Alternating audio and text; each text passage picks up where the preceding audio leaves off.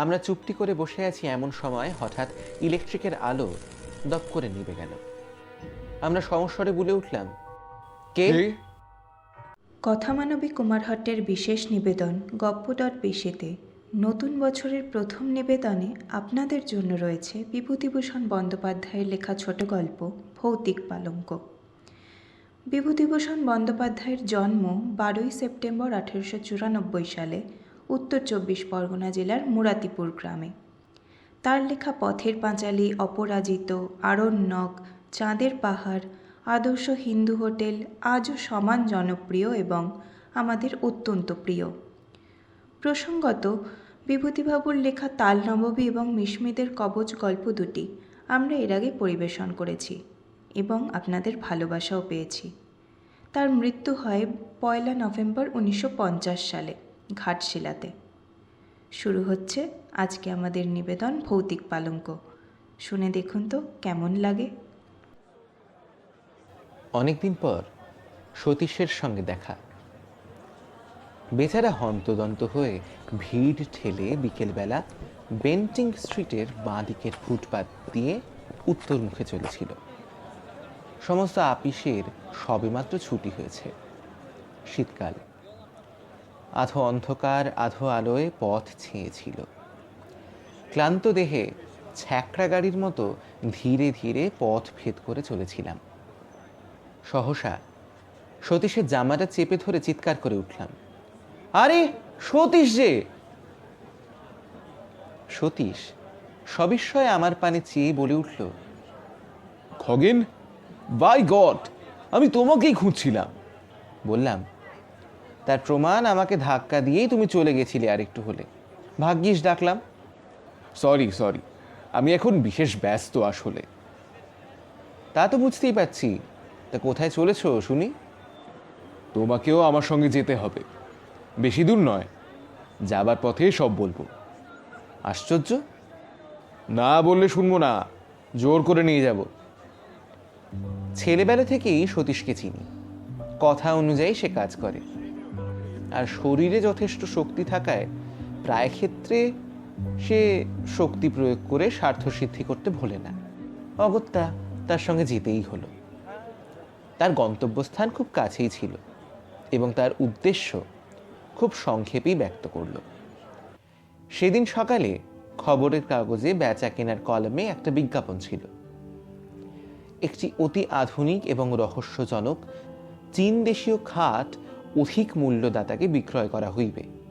জগতে ইহা অদ্বিতীয়, সুযোগ হারাইলে অনুশোচনা করিতে হইবে।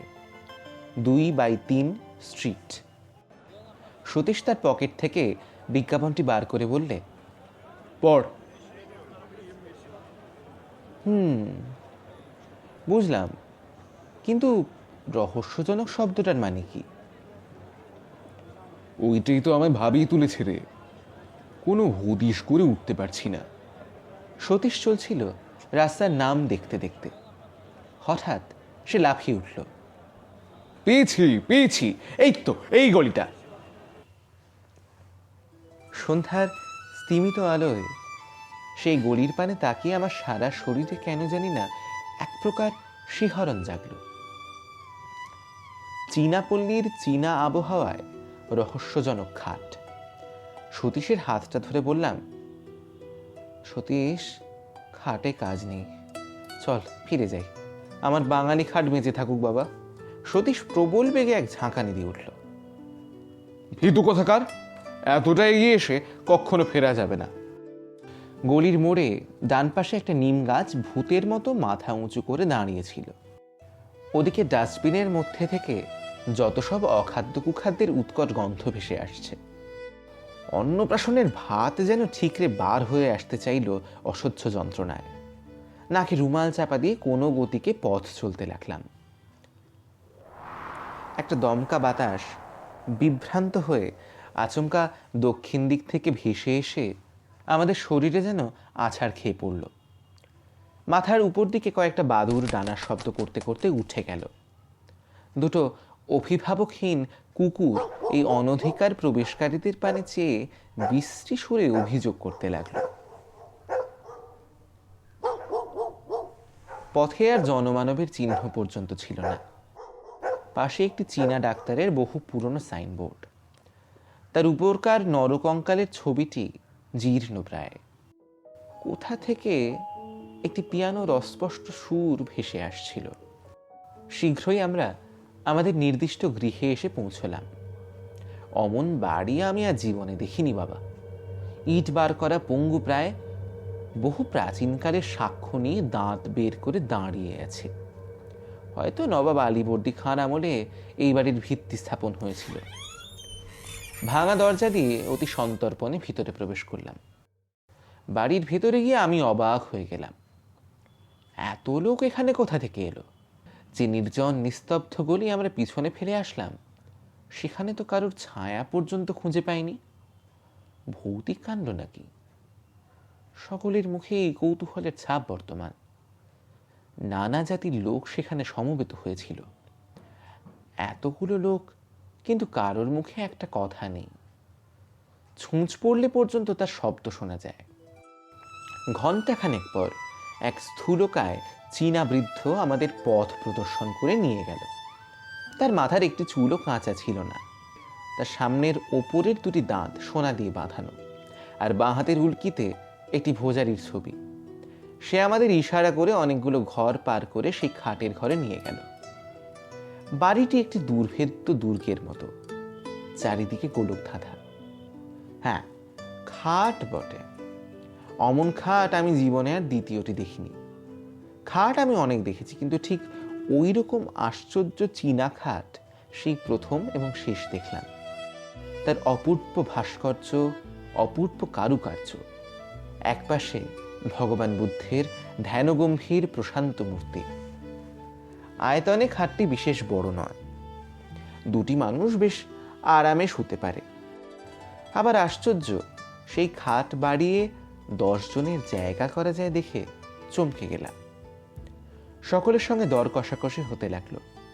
ওই সামান্য একটা কাঠের খাটের প্রতি সকলেরই মন আকৃষ্ট হয়েছিল। কেনবার জন্যে সকলের কি যে ব্যাকুলতা! দাম তো হু হু করে বাড়তে লাগলো। শেষে সতীশের ভাগে ওই খাটটি জুটল 1500 টাকায়। সেই খাট নিয়ে বাড়ি ফিরতে সতীশের প্রায় 10টা বাজলো। যে দেখলো সেই বলল, এ তো চমৎকার। সেখান থেকে খাওয়া দাওয়া করে আমি বাড়ি গেলাম। সতীশ বলল, আবার এসো, নেমন্তন্ন রইল কিন্তু। তথাস্তু বলে চলে এলাম। আমি যাবার আগেই পরের দিন সকালে সতীশ এসে হাজির। উস্কো খুস্কো চুল, মুখ শুকনো, চোখ দুটো জবা ফুলের মতো লাল। দুর্ভাবনায় ও দুশ্চিন্তায় হয়তো সারা রাত্রি ঘুম হয়নি তার। আমি সবিস্ময়ে প্রশ্ন করলাম, আরে কি ব্যাপার, এ কি অবস্থা হয়েছে? বিপদ, বিষম বিপদ। সতীশের গলা দিয়ে স্বর বের হচ্ছিল না। কিসের বিপদ? সেই সেই সেই খাট। একটা যে কিছু হবে তা আমি আগে থেকেই বুঝতে পেরেছিলাম। কেউ কখনো খাল কেটে কুমির নিয়ে আসে? হাজার হোক, ওটা একটা রহস্যজনক খাট। গত রাতের সমস্ত ঘটনা সে সবিস্তারে বর্ণনা করে গেল। সারা রাত্রি সে ঘুমোতে পারেনি। ওই খাটের উপর সে শুয়েছিল।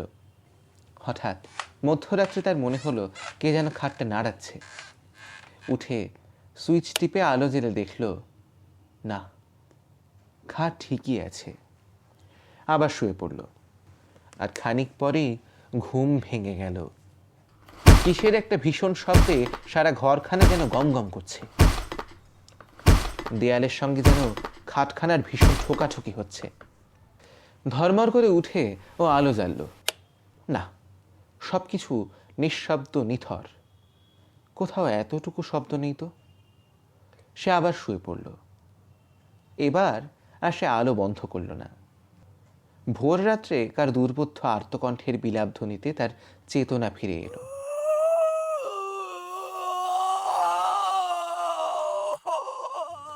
কে যেন খাটের পাশে বসে বিনিয়ে বিনিয়ে কেঁদে মরছিল।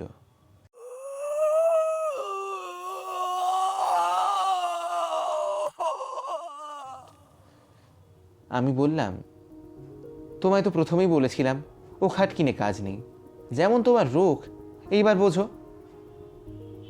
সতীশ বলল,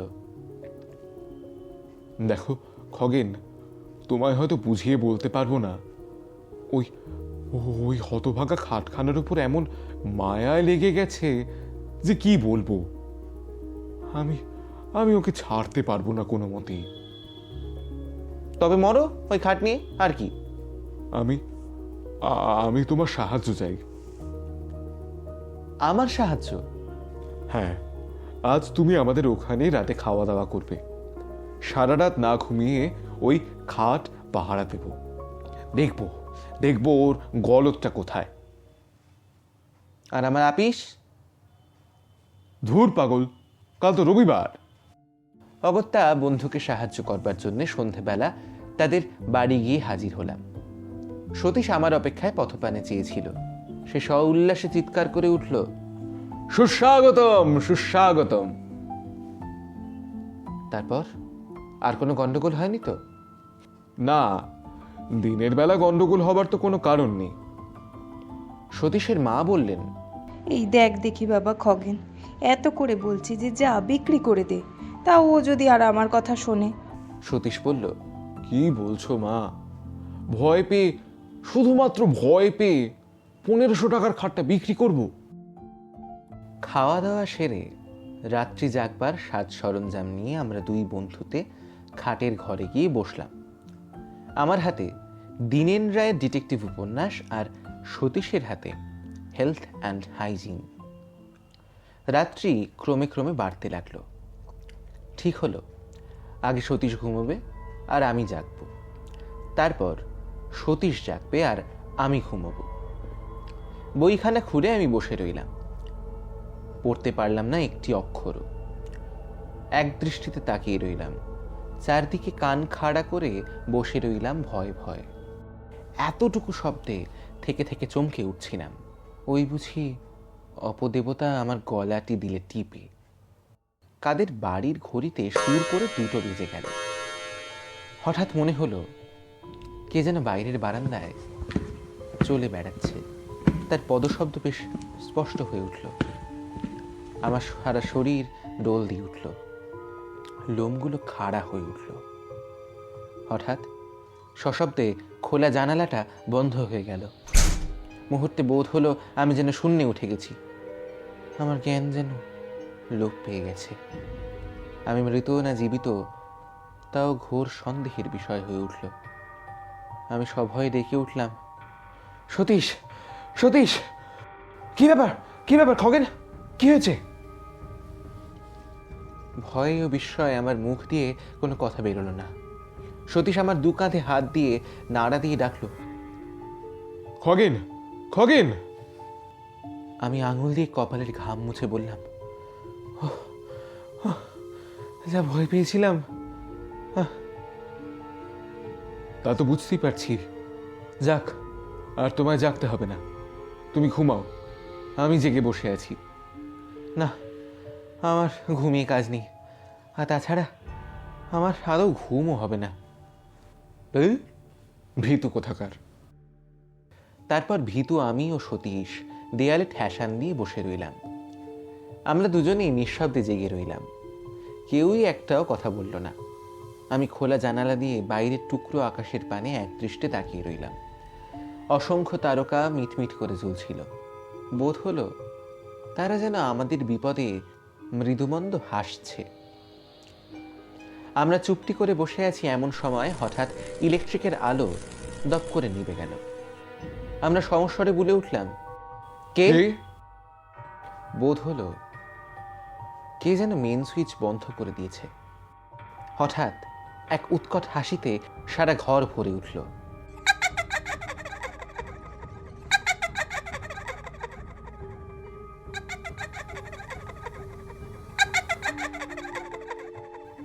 অমন হাসি আমি জীবনে কাউকে হাসতে দেখিনি।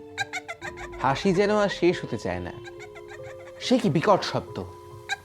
বোধ হলো কে যেন ঠিক দরজার কাছে হেসে খুন হচ্ছে। আমি শিউরে উঠলাম।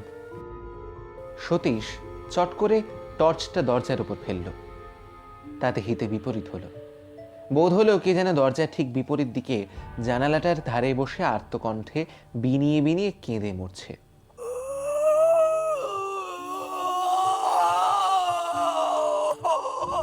তার কান্নার কোনো ভাষা খুঁজে পেলাম না, কেবল একটা করুণ সুর সারা ঘরময় ঘুরে ঘুরে মরতে লাগলো।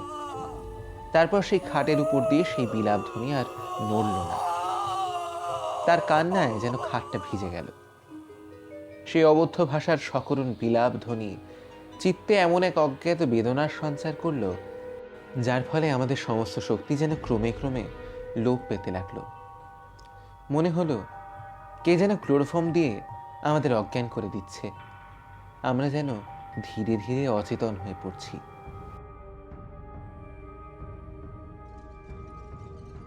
সতীশের সাহস ছিল কিছুটা বেশি, তাই সে খাটের উপর উঠে টর্চ ফেলে গর্জে উঠল, কে কে ওখানে?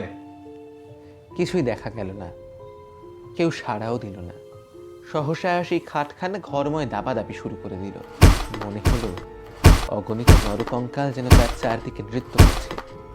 তাদের হাড়ের খটখট শব্দে কানের পর্দা ছিঁড়ে যাওয়ার উপক্রম হলো।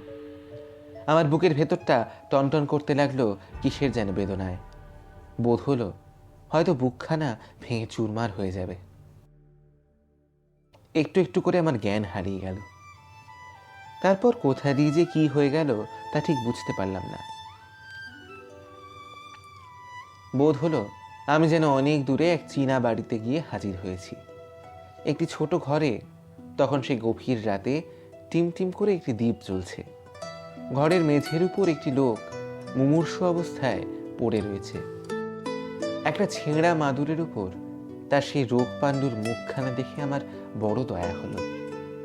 রোগে ভুগে ভুগে বেচারা কঙ্কালসার হয়ে গেছে। তার পাশে বসেছিল তার স্ত্রী হবে বলেই বোধ হলো। চেহারা কিন্তু তার স্বামীর 4 গুণ। একটা মস্ত টুলের উপর বসে সে ঢুলছিল। তার পাশেই আমাদের এই খাটটা দেখে আমি অবাক হয়ে গেলাম।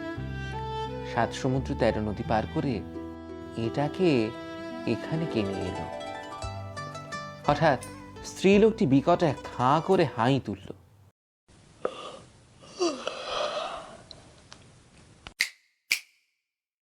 তারপর দুটো সশব্দ তুড়ি দিয়ে একবার ঘরের চারিদিকে চেয়ে দেখলাম তার স্বামী ইতিমধ্যে উঠে সেই খাটের দিকে এগিয়ে গেছে চুপি চুপি। চকিতে ক্রুদ্ধা বাঘিনীর মতো তার স্ত্রী তাকে জোর করে খাট থেকে নামিয়ে বিছানায় ফেলে দিলে। সে ভীষণভাবে গর্জন করতে লাগলো, আর তার স্বামী ব্যাকুলভাবে অনুনয় করতে লাগলো ওই খাটের দিকে অঙ্গুলি সংকেত করে। বোধ হলো সে চায় খাটে উঠতে, কিন্তু তার স্ত্রী তাকে কিছুতেই উঠতে দেবে না। উত্তেজনায় কাশতে কাশতে তার মুখ দিয়ে এক ঝলক রক্ত বেরিয়ে গেল।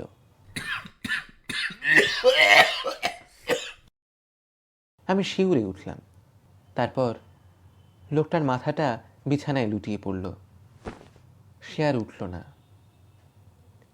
তার স্ত্রী তার পাশে বসে বিনিয়ে বিনিয়ে কাঁদতে লাগলো।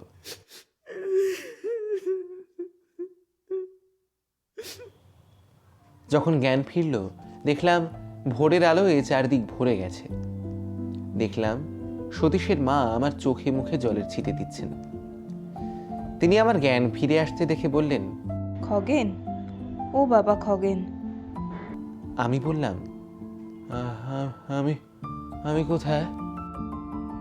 তারপর শুনলাম রাত্রি 4টে নাগাদ আমরা নাকি দুজনে সদর দরজায় এসে মাটিতে পড়ে গিয়ে গোঁ গোঁ করতে থাকি। সতীশের মা বাইরে এসে এই অবস্থা দেখে চিৎকার করে কাঁদতে আরম্ভ করে দেন। পাকা 3 ঘন্টা তদারক করার পর আমাদের জ্ঞান হয়।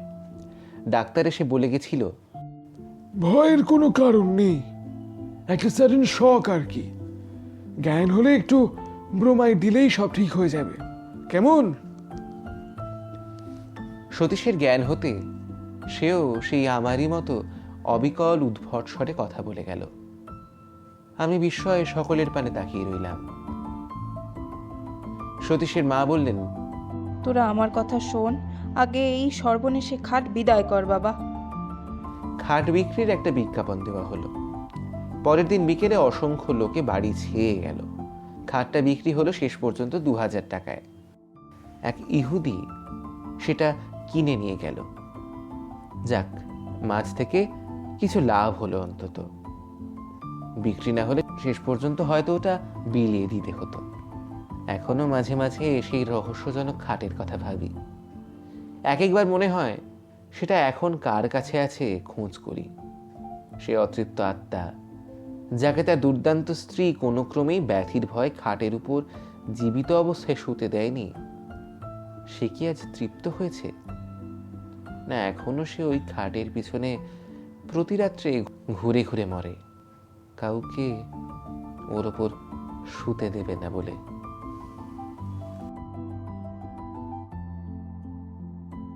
শুনছিলেন গপ্প.বেশের নিবেদনে বিভূতিভূষণ বন্দ্যোপাধ্যায়ের লেখা ছোট গল্প ভৌতিক পালঙ্ক।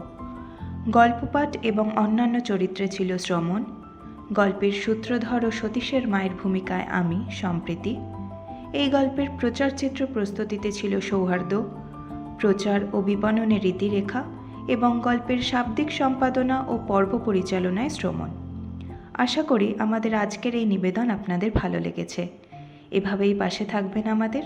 আগামী দিনে আরও অনেক অনেক গপ্প নিয়ে হাজির হবে টিম গপ্প.বেশি। সাথে থাকবেন কিন্তু।